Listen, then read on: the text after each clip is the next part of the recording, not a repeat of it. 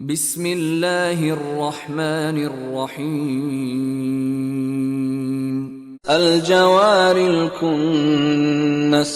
والليل إذا عسعس والصبح إذا تنفس إنه لقول رسول كريم ذي قوة عند ذي العرش مكين مطاع ثم أمين وما صاحبكم بمجنون ولقد رآه بالأفق المبين وما هو على الغيب بضنين وما هو بقول شيطان رجيم فأين تذهبون إن هو إلا ذكر للعالمين